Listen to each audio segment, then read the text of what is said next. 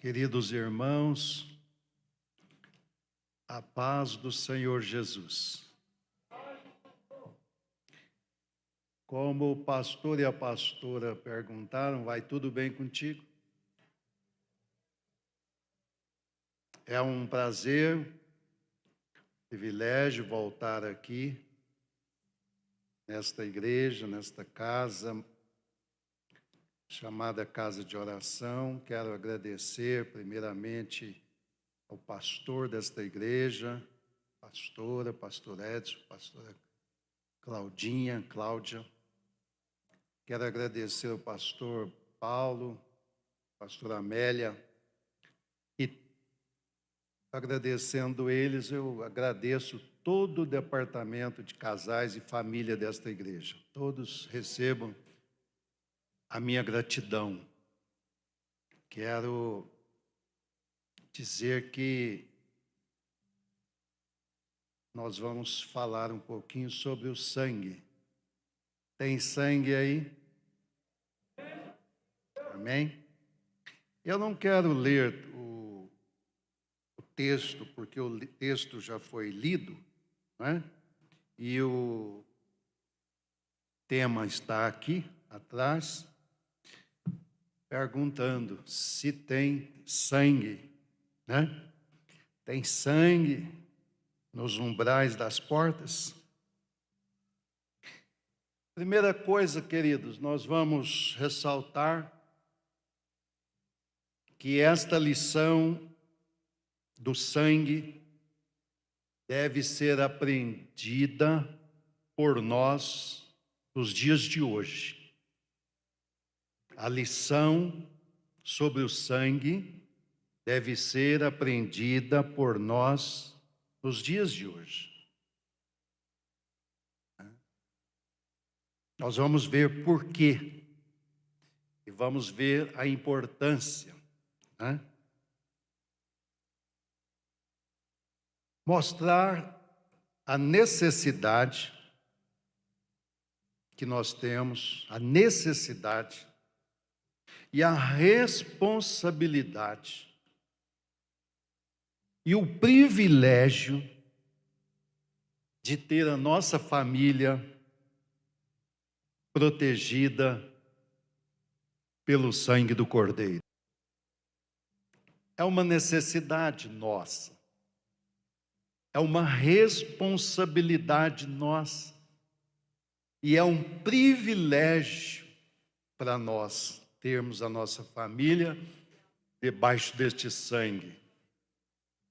E também deixar claro que é a vontade de Deus que a nossa família esteja protegida. É a vontade de Deus.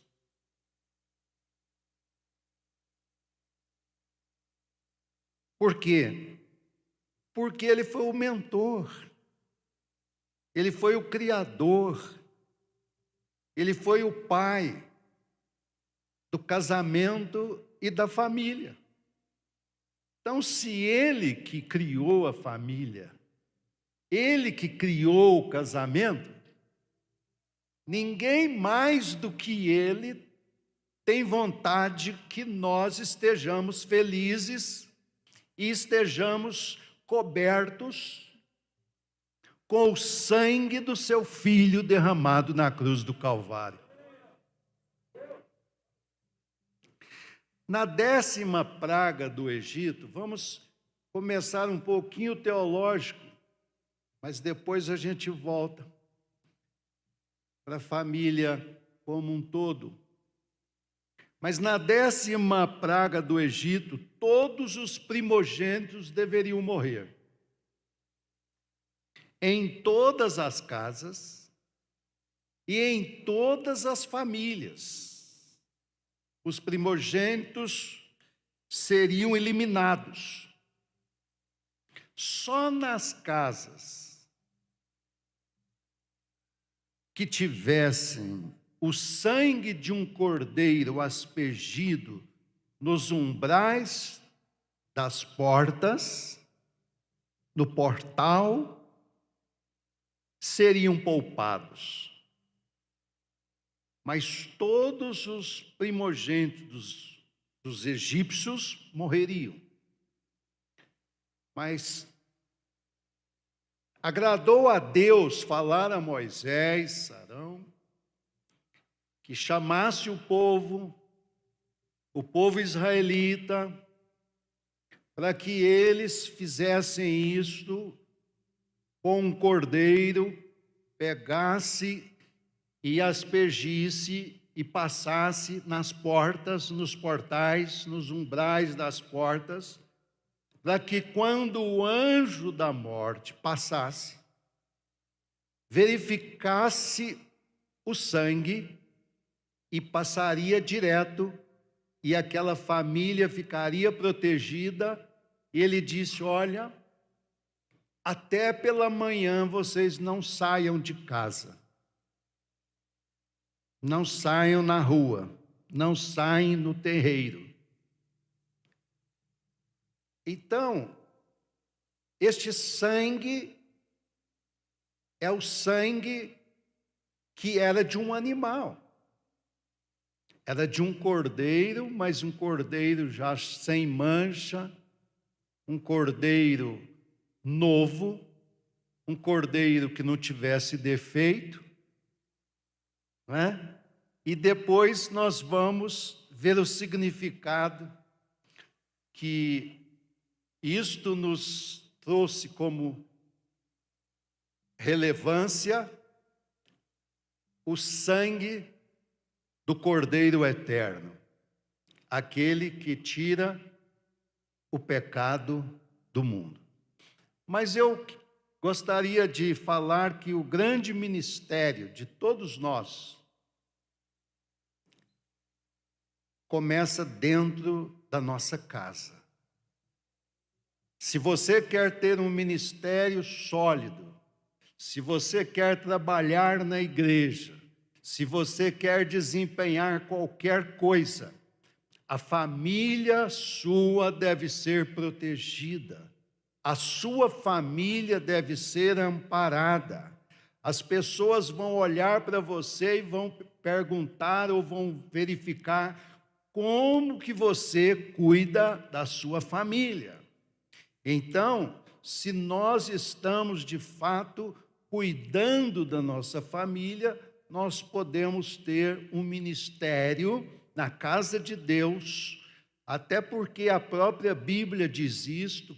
Paulo, fala a Timóteo que se alguém não cuida dos seus, principalmente dos da sua família, negou a fé e é pior do que um incrédulo, é pior do que um ímpio, E como que vai governar a casa de Deus se não governa primeiramente a sua casa? Então isso aqui está tipificando isto, que as famílias estavam protegidas, as famílias estavam livres da mortandade que passaria, porque a família estava unida. Quem estivesse desgarrado da família, possivelmente morreria, Eram os primogênitos não só de pessoas, de famílias, mas até dos animais também morreriam. Então eu quero trazer alguns pontos que seria bom nós destacarmos. O primeiro é o significado do sangue. No sentido da palavra, neste termo, o conceito, o que significa, o símbolo. Inicialmente, o sangue representa vida. É isso que nós aprendemos, que o sangue significa vida. O que Jesus fez? Deu o seu sangue para que todos nós tivéssemos vida, e vida abundante, e vida eterna, e vida para sempre, e vida ao lado do Senhor. Então, por isso que significa vida, que apontava para o sangue de Jesus derramado na cruz do Calvário, não é? E o pastor Edson, ele disse aqui no início, né, sem derramamento de sangue, não há remissão de pecados. Então, o sangue, o significado, no sentido macro, no sentido maior é esse, né?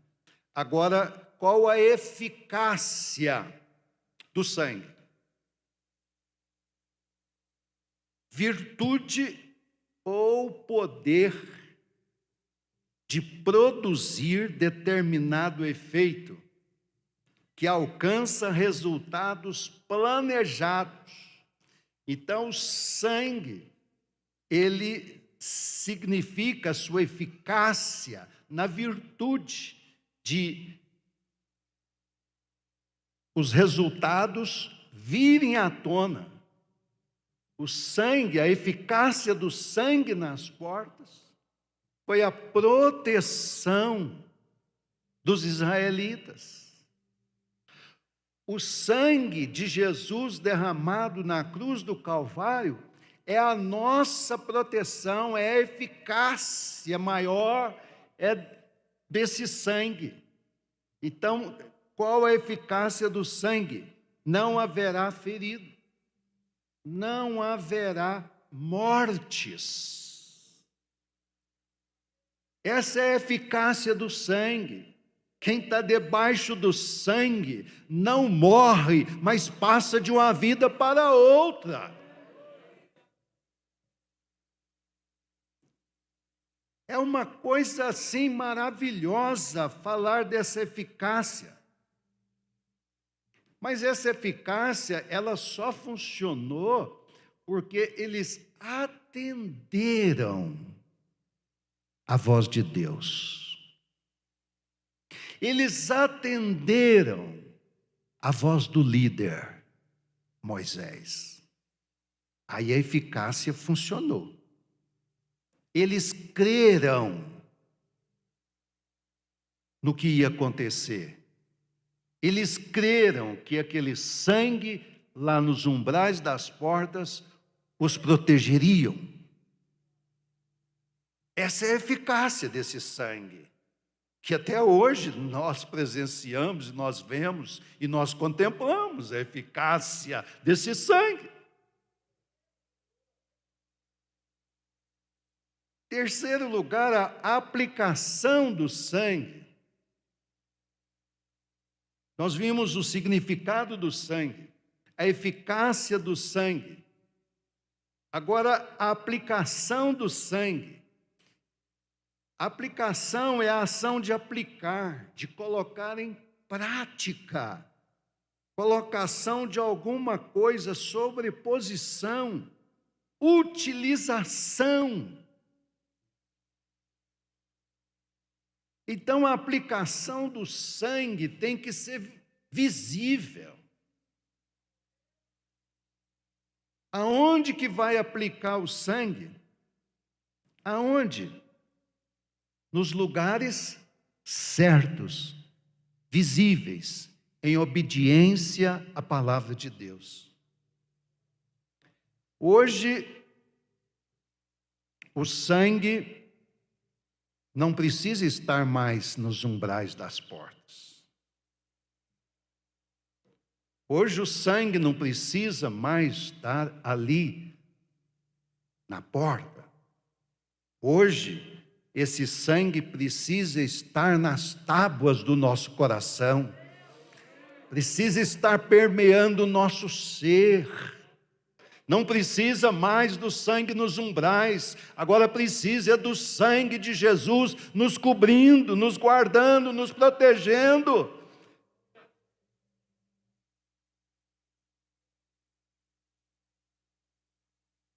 Quarto, a marca do sangue.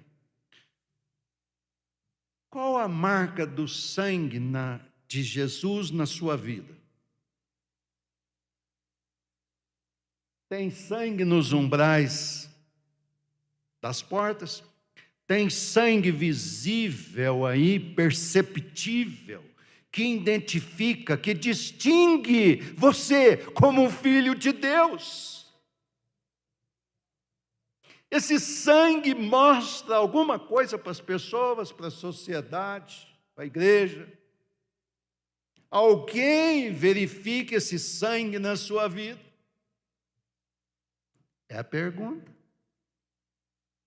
Tem sangue nos umbrais? Tem sangue na sua vida? Esse sangue tem que ser visível, as pessoas têm que ver esse sangue em nós.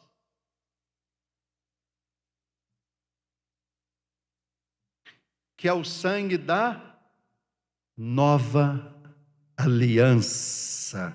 Ela precisa estar presente na vida de cada um de nós. Isso diz lá em 1 Coríntios capítulo 11, no capítulo da ceia. É o sangue da nova aliança, que é derramado por muitos, ou por todos, depende quem que vai aceitar, né? Então não adianta falar que você tem o cordeiro.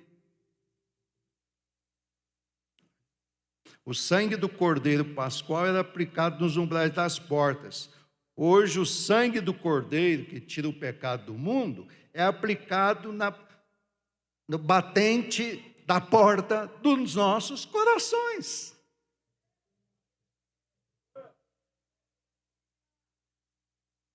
Que maravilha, Jesus! Que coisa linda! Hoje não é mais o anjo da morte física que passa.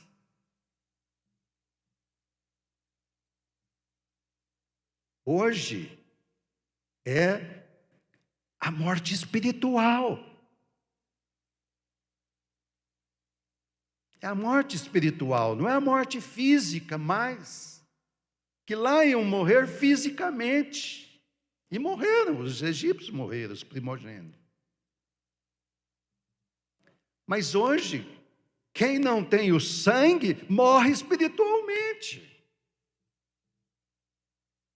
A vida espiritual vai de mal a pior, quem não tem o sangue.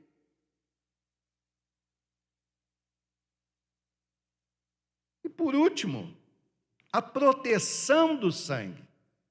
Então nós vimos o significado do sangue, a eficácia do sangue, a aplicação do sangue, a marca do sangue na vida e agora a proteção do sangue. A proteção é o cuidado com algo ou alguém mais fraco. É um socorro, é uma ajuda. É esconder para proteger. Deus nos esconde para nos proteger. Deus nos guarda para ninguém nos ver. Tem hora que o inimigo quer nos atingir, mas Deus nos esconde. Deus nos guarda. Há uma luta terrível entre os teólogos, pastor Edson, para entender porque nós falamos que o nome de Jesus tem poder. E é uma luta para entender também que o sangue de Jesus tem poder. É uma luta. Porque muitos não querem aceitar, não é o sangue mais que tem poder. É o nome de Jesus. Eu concordo que o nome de Jesus tem poder. Mas o seu sangue que foi derramado, que foi aspergido, que foi transpassado por lanças, desceu a última gota de sangue em nosso benefício, para nos salvar da condenação eterna, para livrar-nos do pecado, para nos dar a absolvição por completo. Não tem poder ou não tem, irmãos? Tem poder, o sangue de Jesus tem poder, aleluia!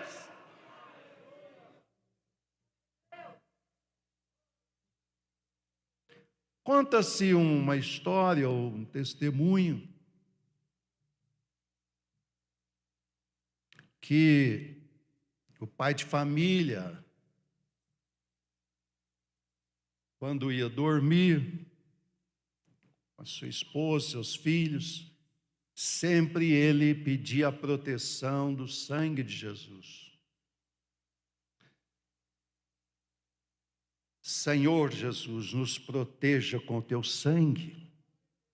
Guarda esta casa com o teu sangue, os quartos, a minha família, meus filhos, nós. Nos cobre com o teu sangue, Senhor. Nos dê uma noite abençoada, e orava. Um determinado dia, 2 ladrões conseguiram entrar na casa deste irmão, desta família. Quando eles adentraram a casa, conseguiram entrar na casa, viram sangue por todos os lados. Aí um falou para o outro: vamos embora, porque já passaram aqui antes de nós e vai sobrar para nós, vamos embora. E foram embora. E não tinha sangue, coisa nenhuma visível, mas Deus protegeu com o sangue de Jesus aquela casa. E os demônios dos roubadores foram embora.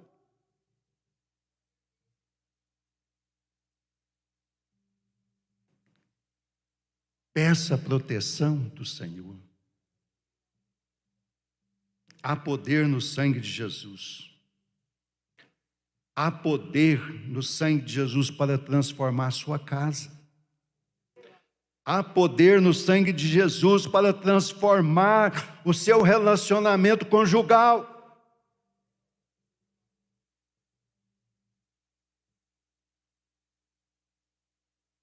Há poder no sangue de Jesus para nos purificar de toda consciência errada. Diz isso lá em Hebreus 9,14, depois você lê lá, de todas as obras erradas e mortas. É o sangue de Jesus que nos purifica de uma consciência errônea, de uma consciência corrompida.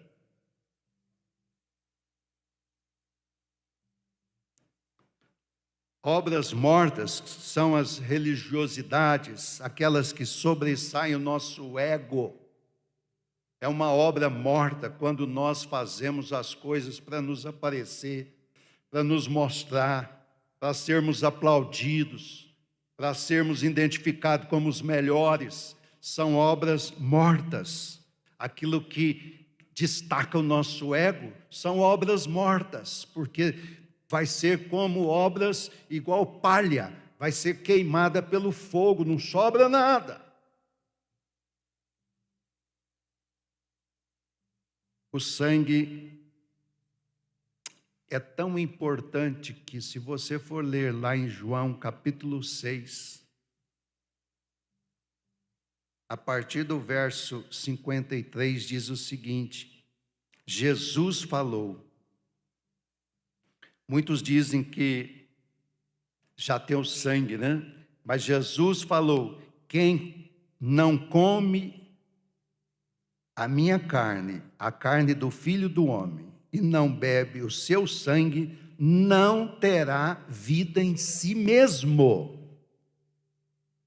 Olha bem, irmãos, quando você participa das ceias, aquele cálice está simbolizando o quê? O sangue de Jesus. Se você não participa do sangue de Jesus, você não tem vida em si mesmo. Você acha que tem vida, mas não tem vida. Por isso que muita gente desvaloriza a ceia, desvaloriza esse sacramento e vivem fisicamente, espiritualmente fracos, dormindo. Então Jesus falou: quem não come da minha carne e bebe do meu sangue fica morto espiritualmente. Ainda falou mais no 54, quem come a minha carne e bebe o meu sangue, quem come a minha carne e bebe o meu sangue, tem a vida eterna. Estão entendendo? Tem a vida eterna, quem bebe do sangue de Jesus. Então esse sangue não tem poder? Tem poder sim. Porque nós temos que beber todos os meses, relembrando. É uma memória. Não deixe de participar da ceia da sua igreja, não deixe de participar do sangue de Jesus como símbolo. Então, tem a vida eterna, e eu, ainda diz lá, e eu ressuscitarei no último dia. Quem bebe do sangue vai ser ressuscitado no último dia, para o encontro do Senhor nos ares. Aleluia! No 56 diz, quem come a minha carne e bebe o meu sangue, permanece em mim, e eu nele. Quem bebe do meu sangue, permanece em mim, e eu nele. Gente, não dá para parar de pensar nesse sangue, de aceitar este sangue, de passar este sangue no nosso coração, no nosso interior, no nosso coração. É esse sangue que limpa, esse sangue que lava, esse sangue que tira o macuco, esse sangue que purifica, que brilha. É este sangue de Jesus que mexe com todos nós.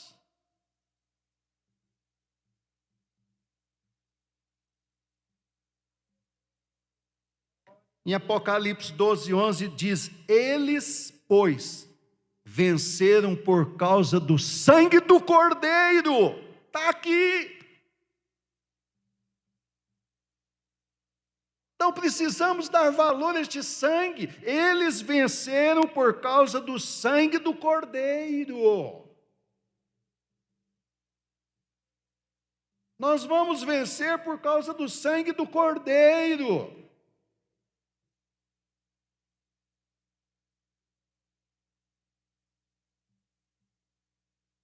Faça uma proteção divina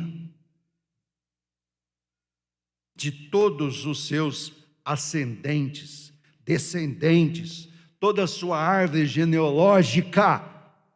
Todo mundo, passe sangue lá na sua casa, passe sangue nos seus. Peça o Espírito Santo para ajudar a fazer isso, para proteger. Para livrar da morte espiritual.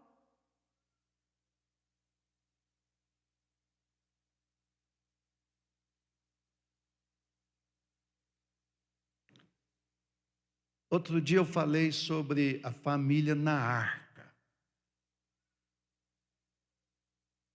Noé levou a família para a arca. E as famílias enfrentam um grande dilúvio. Hoje, no século 21, parece que o dilúvio está aí.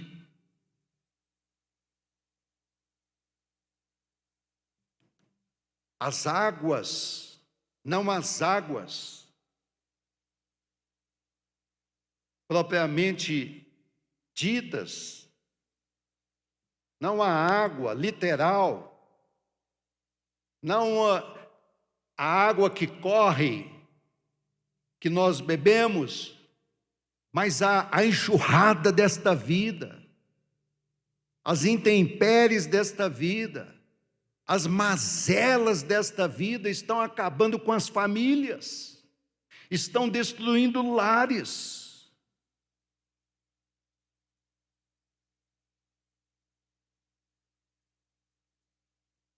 como que nós temos visto nos últimos dias,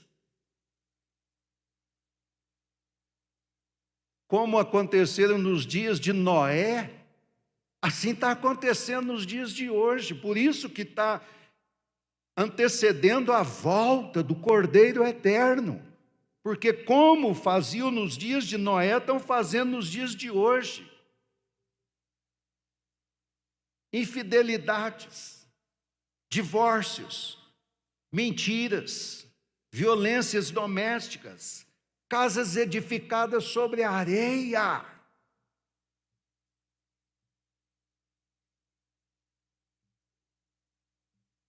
Quem ouve esta palavra e não pratica, é como se estivesse edificando a sua casa na areia. O dilúvio vai vir, as intempéries da vida vão correr por solto. E se nós não estivermos com este sangue nas nossas vidas, nós vamos rodar também, nós vamos perecer. O sangue precisa estar nas nossas vidas. Em tudo que acontece, parece que as famílias são as primeiras a serem atingidas. Já notaram isso? Nós estamos em época de pandemia, as famílias estão sendo atacadas, as famílias estão todas, a maioria, né, chorando, entes queridos, pessoas machucadas. Parece que a família é justamente a que chega primeiro, que mais sofre são as famílias.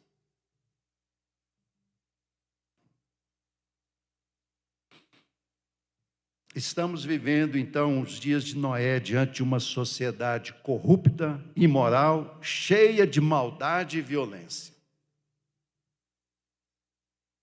E esse sangue hoje simboliza o quê? O altar de Deus. Você não vê o sangue, mas você coloca a sua família no altar de Deus. Quando nós falamos altar de Deus, é na presença de Deus, não é este lugar aqui só que é o altar de Deus. É a presença de Deus, por onde nós andamos. Este sangue simboliza o altar de Deus. Este sangue hoje simboliza a proteção pela palavra de Deus. Se você se protege com a palavra, você está tendo sangue. Este sangue hoje simboliza a comunhão e a intimidade de você, da sua família com Deus. Se você tem comunhão, tem intimidade com Deus, Deus revela os seus segredos a você. Salmo 25, 14. Este sangue hoje simboliza a sinceridade da fé cristã, que a maioria tem largado, a maioria tem abandonado. O próprio Jesus disse: porventura, quando o Filho do Homem vier, achará fé na terra? Jesus disse: por aumentar, se multiplicar a iniquidade, o amor de quase todos se esfriaria. Então, este sangue simboliza uma sinceridade da fé. E por último, esse sangue simboliza a obediência a Deus. Se você não é obediente a Deus, você não tem o sangue coisa nenhuma. Desculpa eu te falar isso, me perdoa eu falar isso, mas diz que quando a gente fala a verdade, não pede perdão. Quem não obedece à palavra de Deus está longe do sangue de Jesus. Porque esse aqui é o nosso manual. É a nossa regra de fé e conduta. Tem gente que só tem a Bíblia como regra de fé. Eu acredito pela fé, eu vivo pela fé. E a conduta?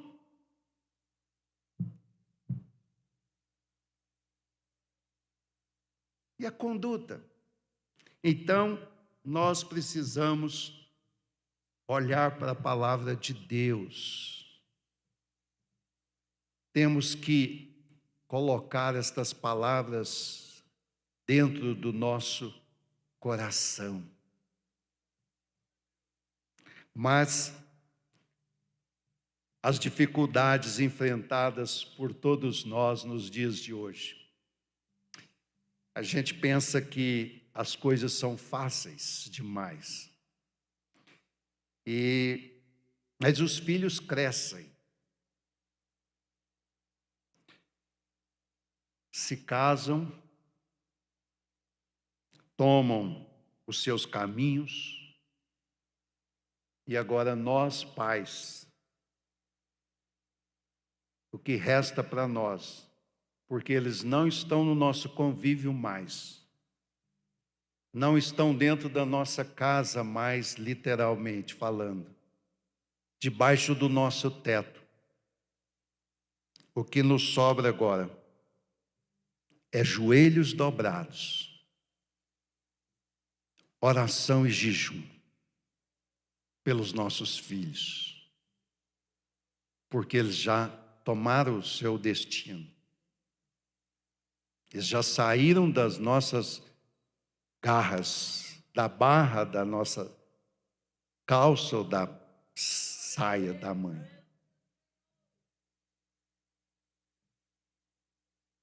E tem uma coisa que eu vou falar aqui. Exemplo de vida nem sempre é garantia que será seguido. Escuta isso. Exemplo de vida, que a gente fala, temos que dar exemplo, temos que dar exemplo, sim. Mas exemplo de vida nem sempre é garantia que será seguido. Exemplo de vida é garantia de dever cumprido. Os pais têm dever de dar exemplo para os filhos. Agora, se eles vão seguir ou não vão seguir, aí já não é problema dos pais.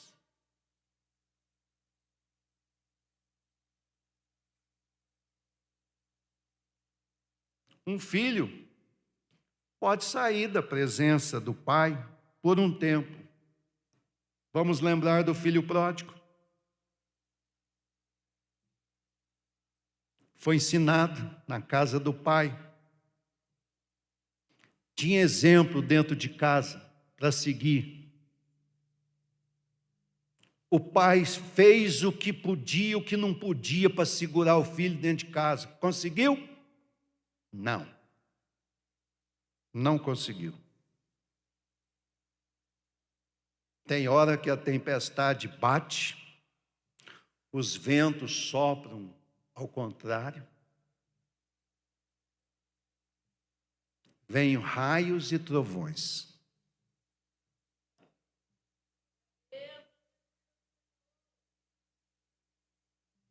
Eu me lembro daquela história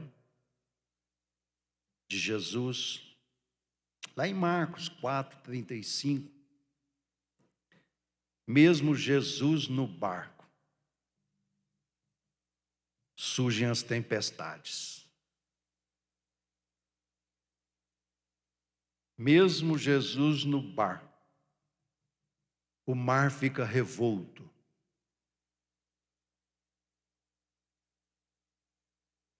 Às vezes você pensa, mas eu não sou crente, eu não oro, eu não ensinei os meus filhos na igreja, estou vendo filhos fora da igreja.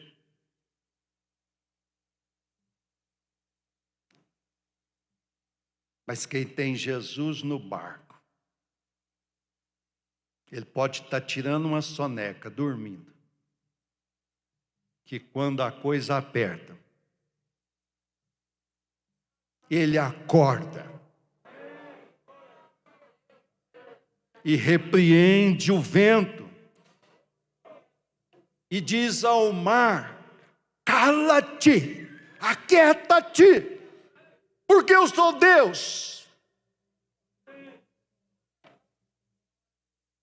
Mesmo que você passe por tempestades, mesmo que você passe por ventos contrários, eu não sei o que você está passando na sua família, com seu cônjuge, os ventos estão soprando, as enxurradas desta vida estão perturbando você e os seus. Mas se você tem Jesus dentro do seu coração, se você tem o sangue do Cordeiro eterno, Ele virá ao seu socorro na hora certa.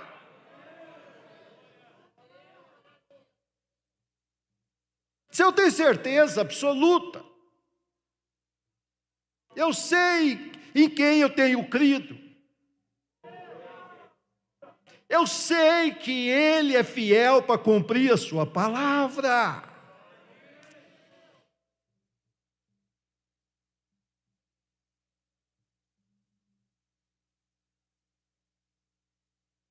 Há algumas coisas que previnem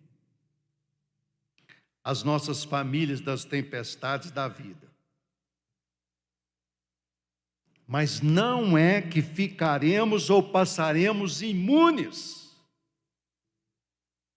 ou ilesos por completo. Nós vamos sofrer algumas dificuldades durante a vida. Jesus falou: no mundo tereis aflições. Ele já nos orientou, Ele já antecipou que nós teríamos aflições. Então ninguém passa imune, queridos. Ninguém passa ileso. Todos nós sofremos algumas dificuldades durante a vida, durante o nosso transcurso aqui. Porque tem gente que pensa que, não, porque eu sou crente, porque eu oro, porque eu vou para a igreja todo dia, porque é isso, aquilo, outro, eu não vou ter nenhum tipo de problema. Vai sim, vai ter problemas. Nós acabamos de citar o caso do filho pródigo, que ele foi muito bem instruído pelo pai e se perdeu. Mas uma coisa estava garantida: ele achou o caminho de volta.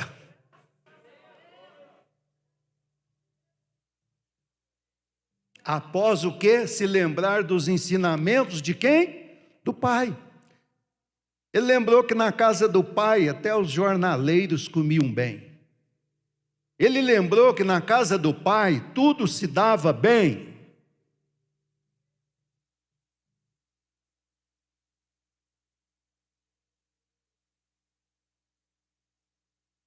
Então eu quero citar aqui rapidamente, o meu tempo já foi.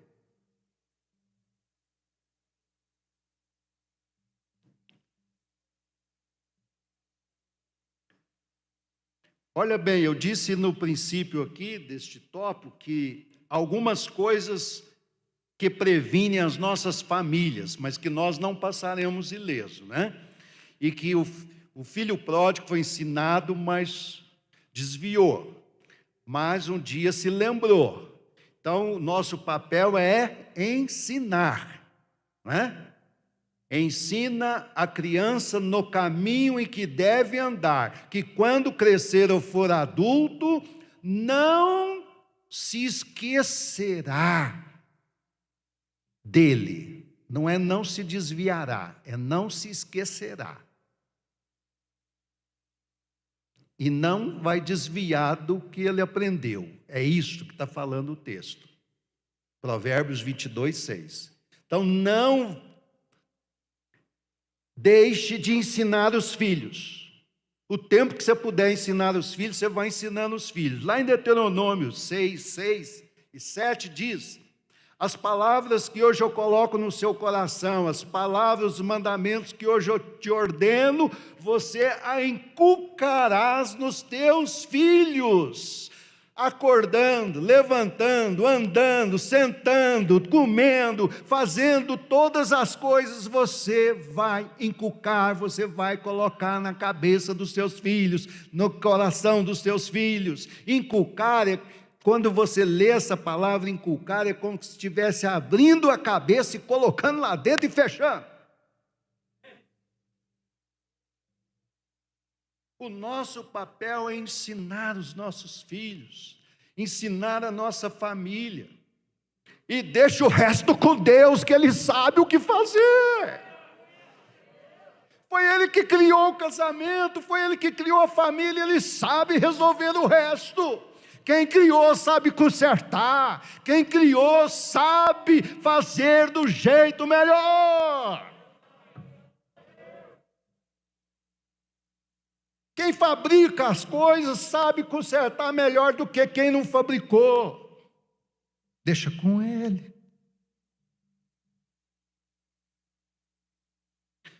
Irmãos, eu estou pregando para mim, tá?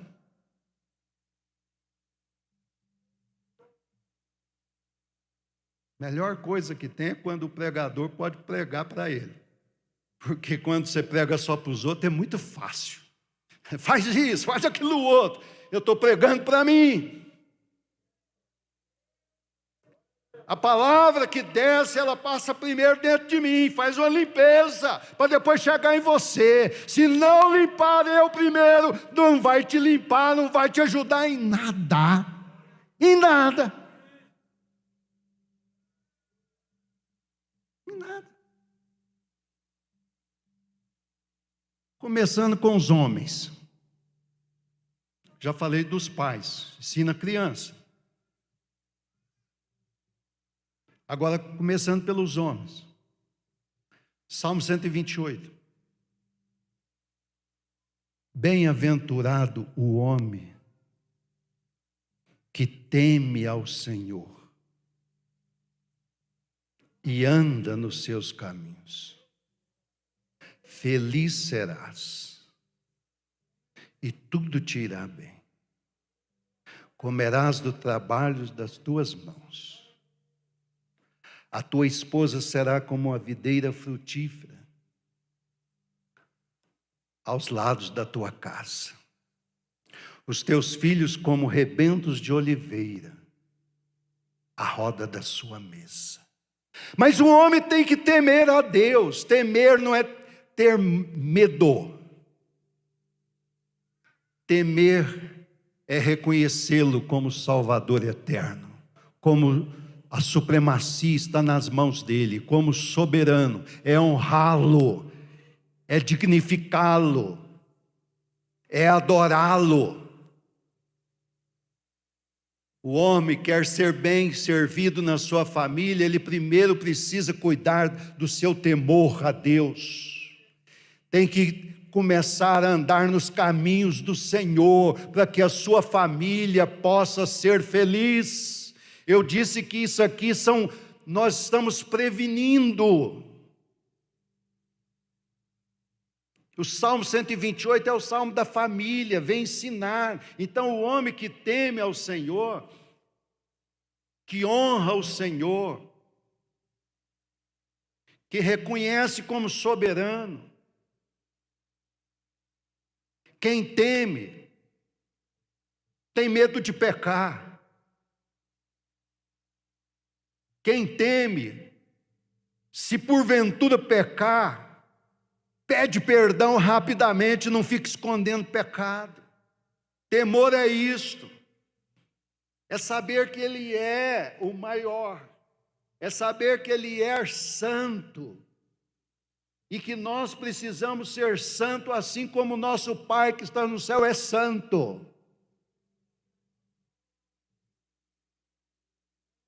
Temer é isto, irmãos. É não pecar mais conscientemente. A gente peca como acidente de percurso. A gente não peca deliberadamente porque queremos pecar. A Bíblia diz que se nós dissermos que não temos pecado, nós enganamos a nós mesmos. E lá na frente diz em João que, 1 de João, que se nós dissermos que não temos pecado, o fazemos mentiroso. Mas nós pecamos não de maneira pré-estabelecida ou de propósito que nós pecamos por acidente de percurso, porque nós já fomos limpos, lavados, redimidos no sangue do Cordeiro eterno. Aí nós não pecamos mais como o mundo peca.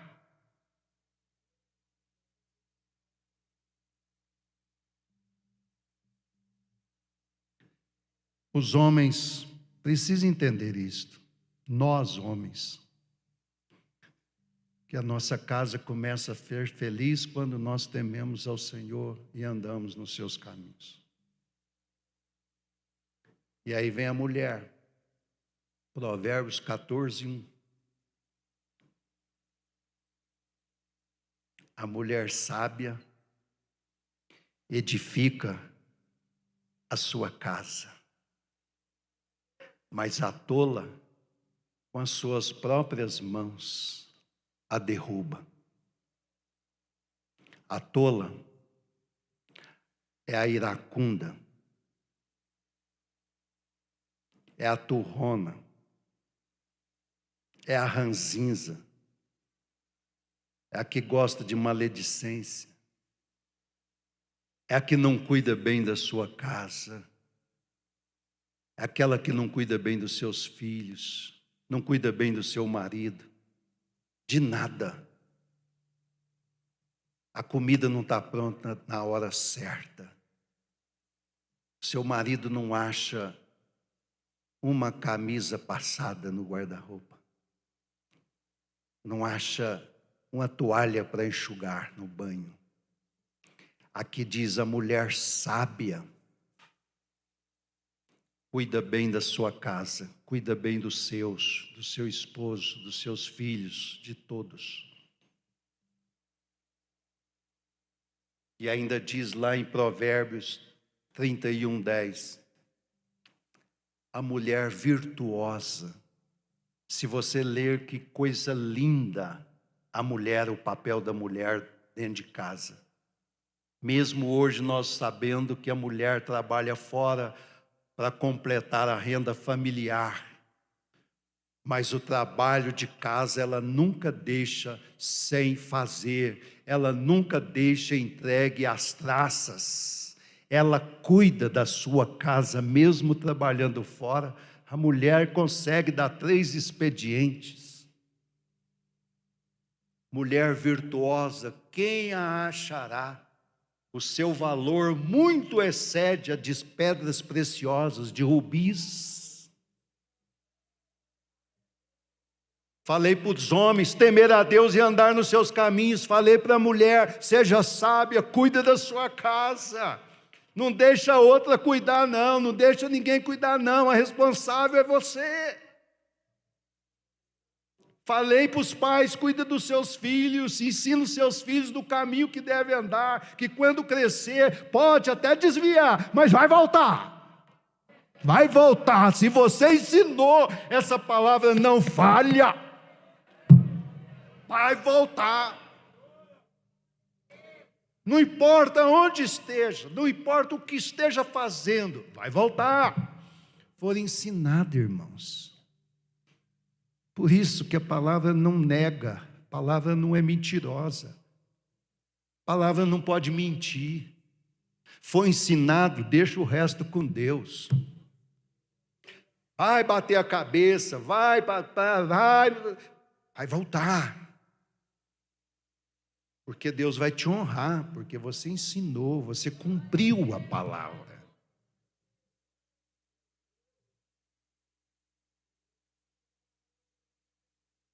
E para encerrar, os filhos. Eu falei que os pais cuidam dos filhos, ensinam os filhos. Os filhos, Efésios 6.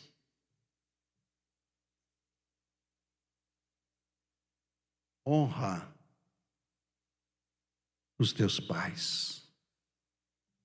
Cuide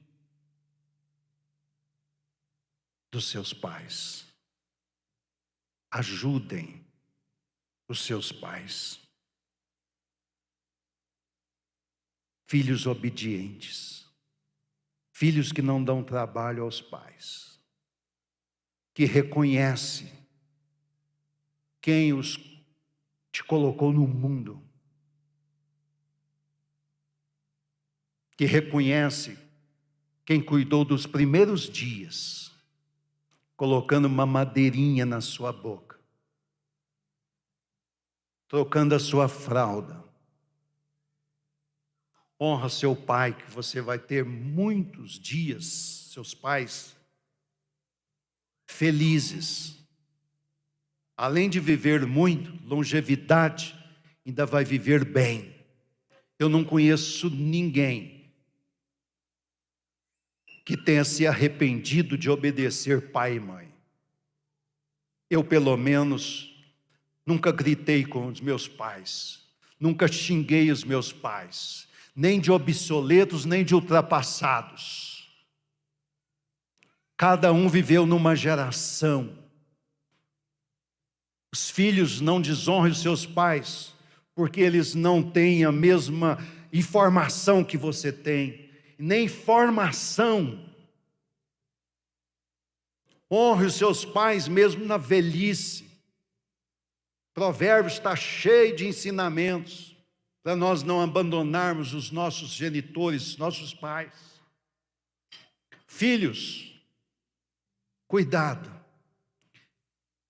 Sabe quando você obedece os seus pais, quando você honra os seus pais, você está fazendo um plantio para o futuro.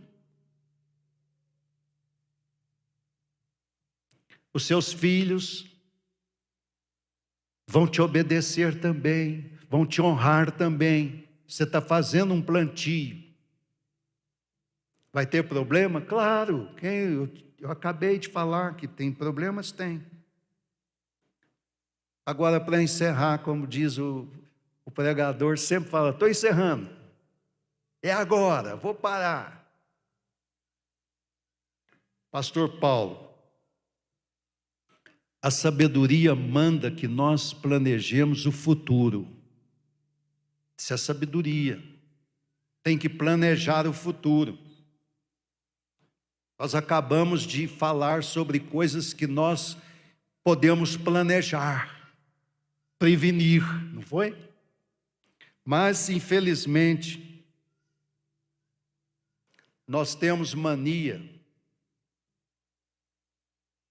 de arrumar extintores só quando o fogo já começou, só quando as labaredas já tomaram conta, aí a gente vai para os pés do Senhor, aí a gente vai orar, vai jejuar, vai buscar, vai pedir oração para vocês tudo, oram por mim.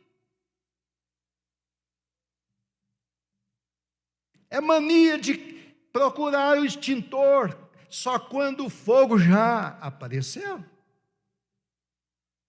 Antes do fogo aparecer, antes que pegue fogo em alguma situação, em alguma atitude, vamos nos prevenir, vamos fazer o que a palavra manda, vamos antecipar. Crises todo mundo vai ter, todo mundo tem.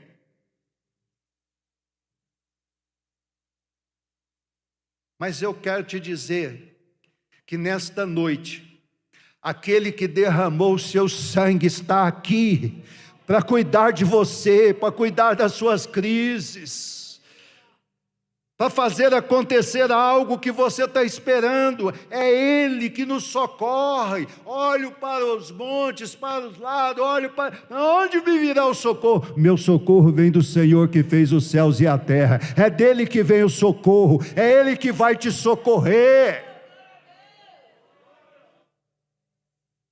Crise todo mundo tem.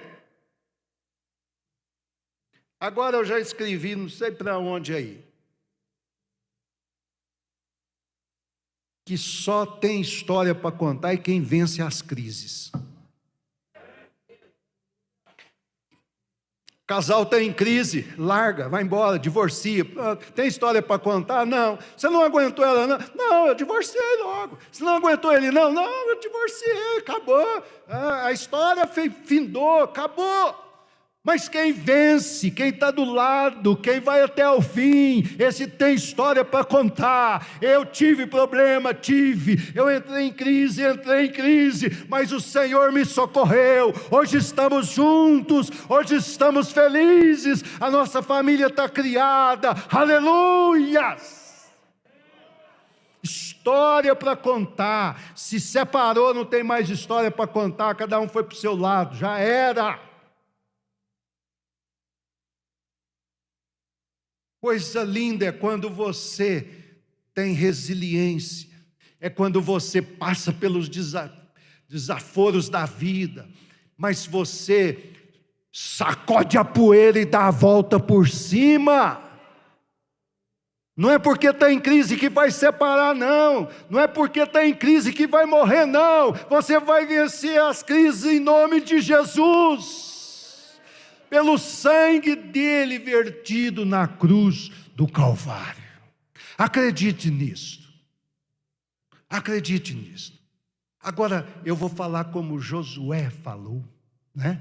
Todos os pais e mães de família gostariam de falar como Josué falou no capítulo 24, no verso 15 de Juízes, né? É o maior sonho de todo pai, de toda mãe de família. Eu e a minha casa serviremos ao Senhor. Confie nisto. Fique com Deus. Não abandone porque está em crise, viu? Cuide da sua família. Cuide dos seus. Aquilo que Deus te deu é porque é o principal. É algo importante quem te deu, quem te colocou do seu lado. Não desvaneça. Tem hora que as crises vêm, tem hora que as enxurradas, as intempéries da vida vêm para nos parar. Mas não parem, em nome de Jesus. Não é aqui o vosso descanso. Levantai e marchai. E andar em nome de Jesus. Obrigado, pastor Paulo, obrigado, pastor Edson, obrigado a toda a igreja por tudo, e que Deus recompense a todos e cuide das famílias. Não deixe o sangue sair da sua vida. Mais grato a ti, mais grato a ti, mais consagrado, ó, faz-me, Senhor, mais humilhado e cheio de amor, faz-me mais grato a ti, mais grato a ti. Amém? Eu só vou fazer uma pergunta. Só quem compreendeu que nós falamos, levante a mão. Só quem compreendeu. Amém. Então, todo mundo...